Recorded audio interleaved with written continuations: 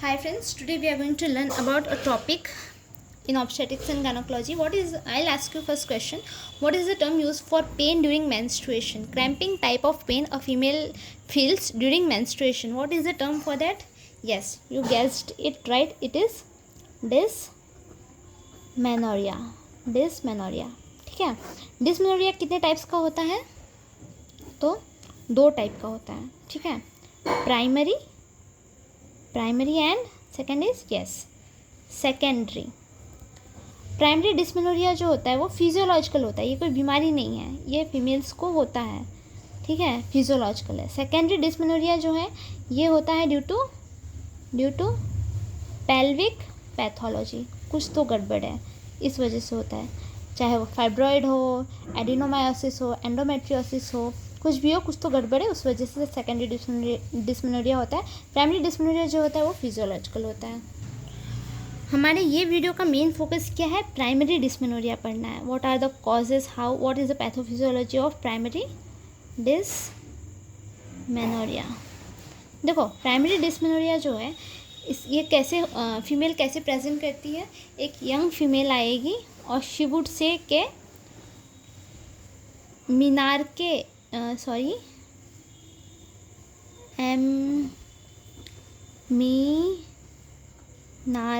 के 1-2 साल तक, तो मीनार्के के बाद first 1 or 2 years she was having no pain, but after 1 or 2 years she started having pain during menses. Like that story you will get. ठीक है. अब मेन क्या हमें इस वीडियो में समझना है कि यहाँ पे पेन क्यों नहीं हो रहा है और क्यों पेन स्टार्ट हो जा रहा है यहाँ पे. देखो, फर्स्ट 1 or 2 years के लिए साइकिल्स आर एनओव्यूलेटरी. साइकिल्स रेगुलर नहीं होती हैं और एनओव्यूलेटरी होती है, ओव्यूलेशन नहीं होता है. देन साइकिल्स बिकम रेगुलर और ओव्यूलेशन अच्छे से होने लगता है, बॉडी एडजस्ट कर लेती है और ओव्यूलेटरी साइकिल्स होने लगती हैं. यहाँ पे ओव्यूलेटरी साइकिल्स होने लगती हैं, यहाँ पे पहले एनओव्यूलेटरी साइकिल्स होती हैं. ठीक है. अब ऐसा क्या है कि एन ओव्यूलेटरी साइकिल में डिफरेंस और ओव्यूलेटरी साइकिल में डिफरेंस कि ओव्यूलेटरी साइकिल में पेन होता है. देखो, साइकिल्स और ओव्यूलेटरी तो ओव्यूलेशन होगा तो क्या होगा?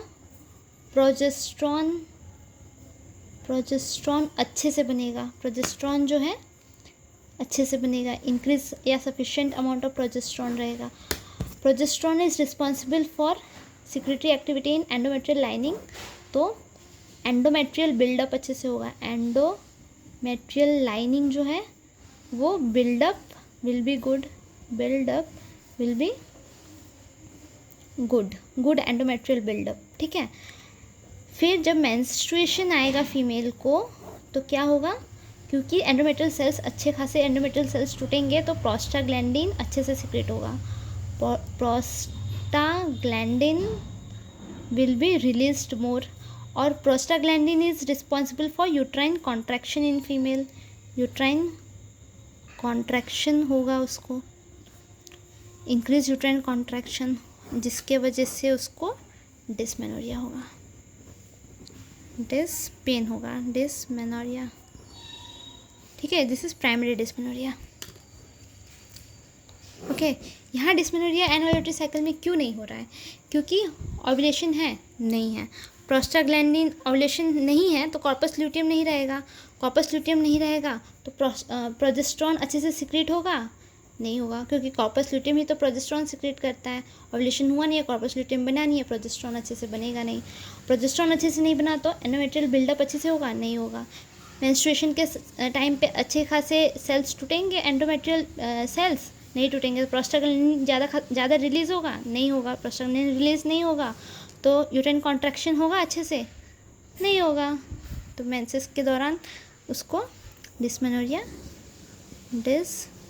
मेनोरिया नहीं होगा, ठीक है। This was the whole story. Okay, thank you, thank you.